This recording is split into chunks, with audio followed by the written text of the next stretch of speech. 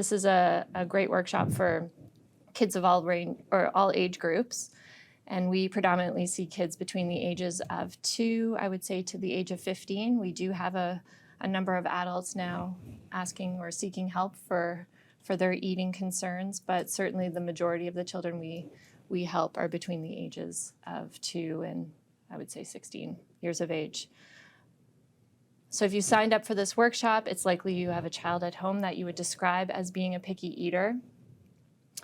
This course is designed, or this webinar is designed, for parents who would like their child to learn to eat a wider variety of foods, who would like their child to no longer depend on supplements for calories and nutrients, and who would like their child to learn to have regular meals with the rest of the family. So sit down and have a meal together as a family.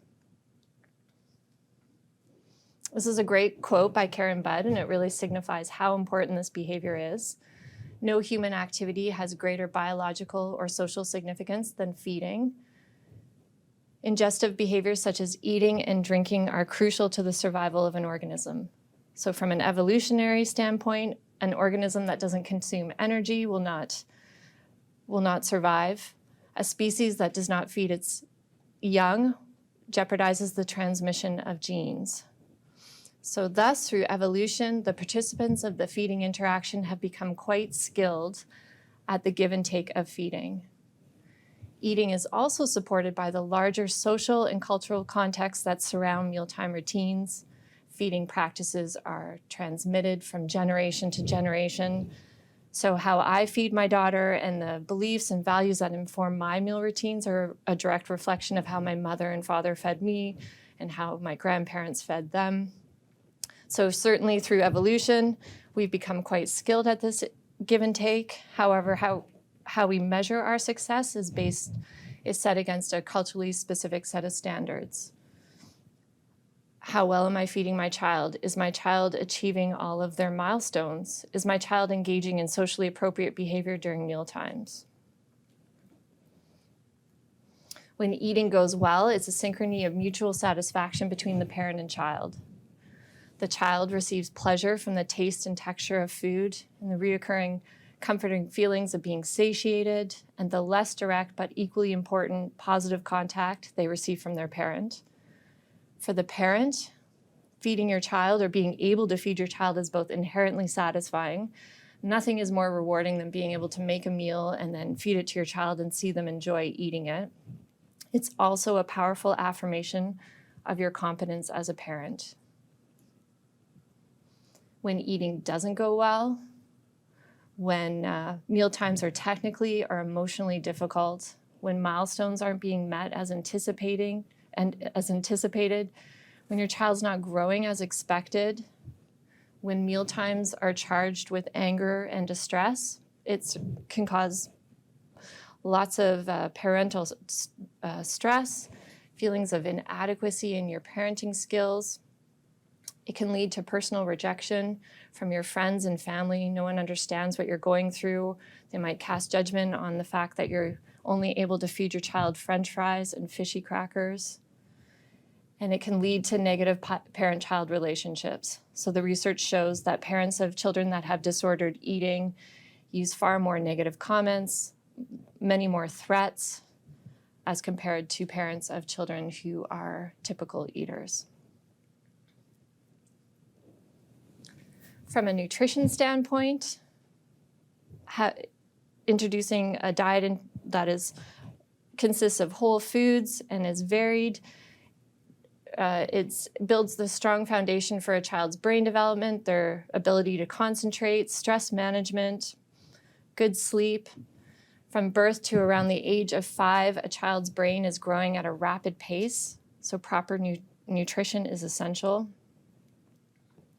And my hope is that after listening to us talk today and share our knowledge and clinical experiences, that you'll start to believe your child's eating issues are not unsolvable, that you can set your child on a new trajectory of eating a healthy, varied diet.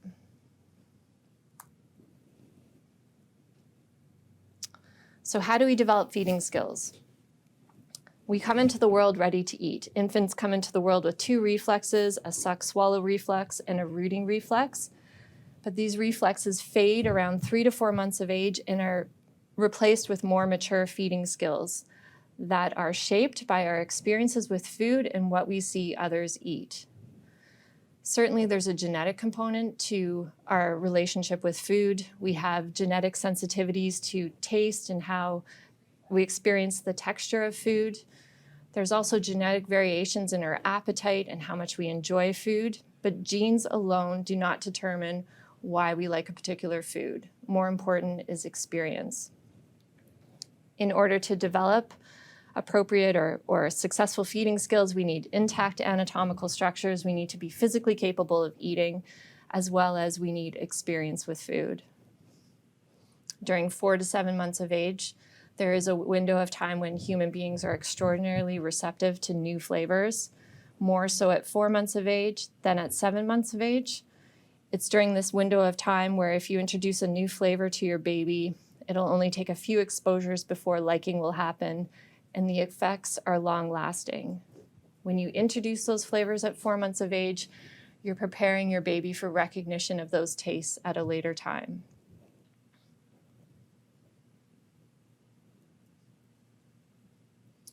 So this means after 3 to 4 months of age, eating is no longer instinctive, but becomes a learned response. We learn what we like, we learn what we love, and we learn what we find disgusting. And by doing so, we create our own unique pattern of eating.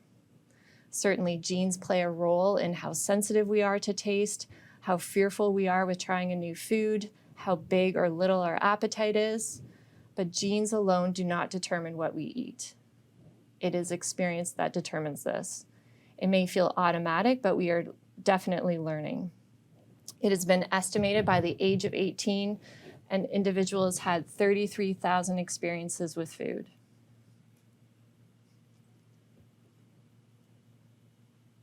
And if eating habits are learned, they can also be relearned, which is good news for you if you have a child at home that only eats a few fruits or vegetables.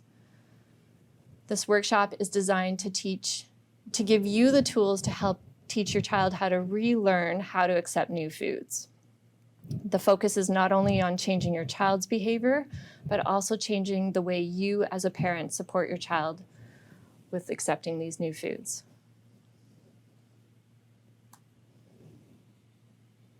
Okay, so how common are feeding problems? It's estimated that about 50% of so-called neurotypical children go through a picky eating phase in early childhood. Picky eating peaks around the age of 2 or 3, but by the age of 5 or 6, children are then accepting foods they had rejected as toddlers. This is a temporary or transitory phase in that it doesn't typically require professional support. In fact, it is so common during early childhood that many argue that this should be considered a normal phase of development. Amongst children or individuals with developmental disabilities, the prevalence figures increase to as high as 90%. And what's important here is often the skill in feeding is often lower and the severity in the eating is often higher. So some examples of what some of the issues kids with developmental disabilities often experience are struggles with swallowing or chewing, poor intake, and also some struggles with self-feeding. Among children with a diagnosis of autism, prevalence figures range from 46% to 89%, which is actually quite insane. It suggests that half the kids that are diagnosed with autism also struggle with eating. A recent study reported that school-age children eat half as many fruits, vegetables, dairy products, and proteins as compared to their peers that don't have a diagnosis of autism, which suggests that kids with a diagnosis of autism are predominantly eating what we would call a beige or white diet, which consists mostly of refined carbohydrates. Unfortunately, for individuals with a diagnosis of autism with severe food selectivity, these issues or persistent feeding problems often persist into adolescence and extend into adulthood. So it's not transitory, it's not temporary, and it typically requires professional support. So why is this such a common issue? There are many factors that play a role in the development and maintenance of food selectivity. I've listed them all here on the slide. The first one is medical in nature.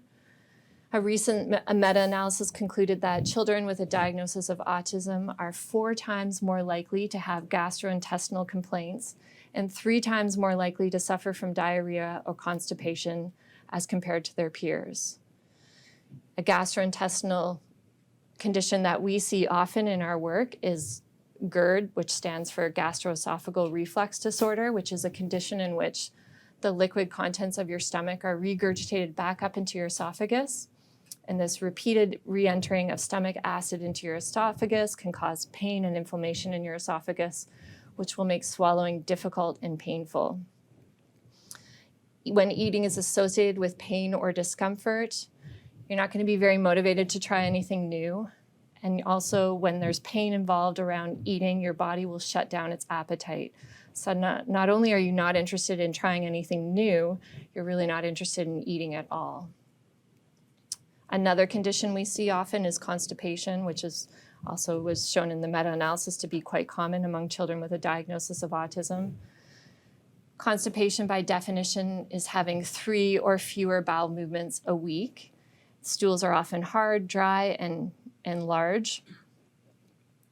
Children with constipation have decreased appetites, and they may avoid eating due to abdominal pain.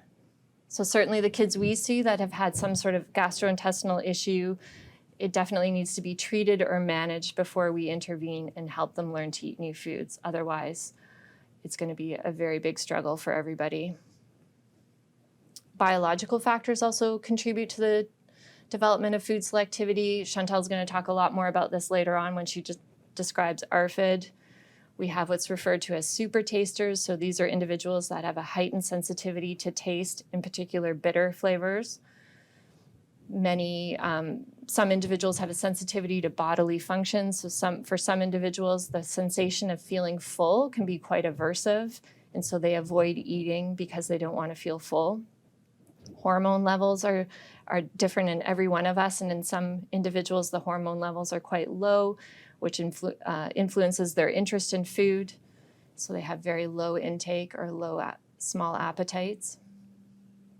The rise of kids' menus and child-targeted food products can also contribute to food selectivity. These are foods that are prepackaged and are high in fat, sugar, and salt, and they taste the same every time. They encourage homogenized taste. Children expect food to taste this way each and every time, which makes introducing whole foods such as fruits or vegetables incredibly challenging, because we all know that fruits and vegetables don't taste the same each and every time. And what's worse is that food companies continue to produce products that are similar in taste, which creates this self-perpetuating cycle. Here's a great Instagram post by a group called Feeding Littles that exemplifies this problem. So here's the problem with fruit. It's inconsistent. Some apples are delicious and some taste bad. Some blueberries are great and some are disgusting. You know what tastes the same every time? A Dorito. So certainly kids start to expect food to taste the same each and every time. And when we introduce apples, we know that if we have a bad experience with an apple, it doesn't turn us off eating apples altogether. We know that the next time we have an apple, it's probably going to taste a little bit better because we've had so many experiences with apple.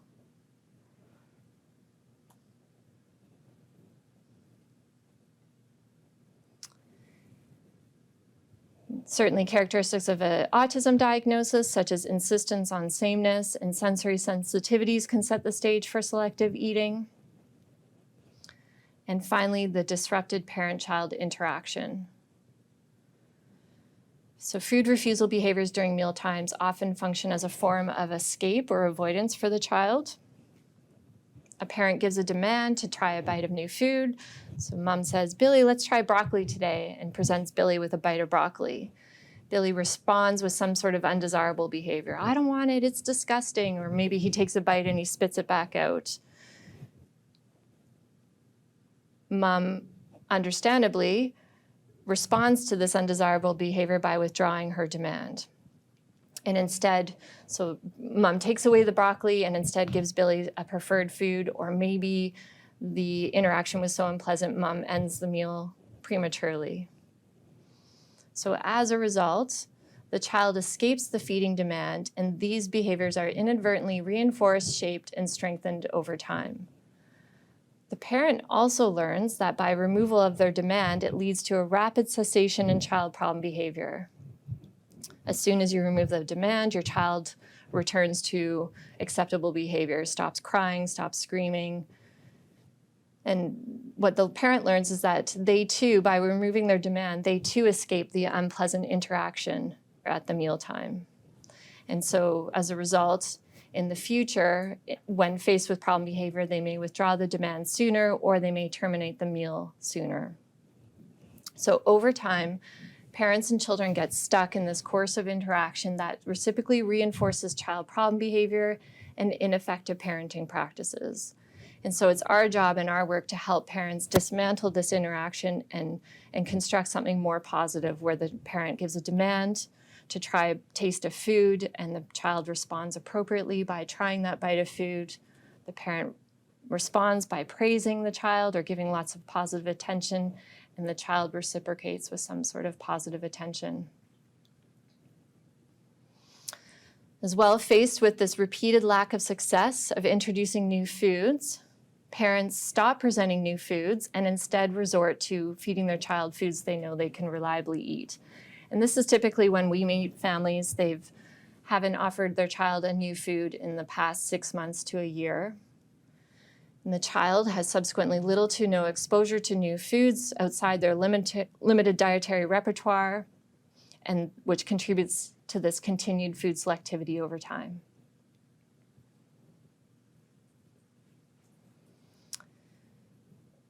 So what is selective eating? There are many definitions in the literature. A common one is defined as it's a child's unwillingness to try a new food, and instead the child will eat the same foods daily for months and months and months. It's important to understand that selective eating occurs along a continuum. On the less extreme side, we have what's referred to as a picky eater. So these are kids that are following their growth curve. They are eating a balanced diet in the sense that they're eating foods from all major food groups, but only eating a few examples in some of those food groups. So a typical profile is one in which a child is eating a lot of grains and perhaps only just a couple fruits and a couple vegetables, and probably no mixed dishes, because complex dishes with multiple ingredients are quite challenging. These are kids that often jag on foods, so they'll eat the same food daily for a week to 2 weeks, and then they'll drop that food entirely from their diet. On the more extreme side, we have what's referred to as a severely selective eater. So these are the children that are eating, or the individuals that are eating under 10 foods. They are falling off their growth curve. They have eliminated food groups altogether. So lots of kids have never tried a vegetable, have removed fruits, vegetables, and most proteins from their diet. Perhaps they're eating a few processed proteins. They are nutritionally deficient and requiring a supplement to meet their caloric and nutritional needs. So these are the kids we typically see in treatment. Beige food, tofu, oh wow, that's cool. One of the reasons why I love my job so much is learning about what is the staple for a particular child. I like to tell the story about a family I met about 7 years ago where the child was eating maybe 4 foods, and his most preferred food was calamari, which I thought was unbelievably bizarre given the texture. Beige food, liquid vitamin supplements, Fruit Loops, fruits and carbs, broccoli and pasta. There's a green food. Banana yogurt, crackers, avocado. So not too many vegetables, actually not very many proteins.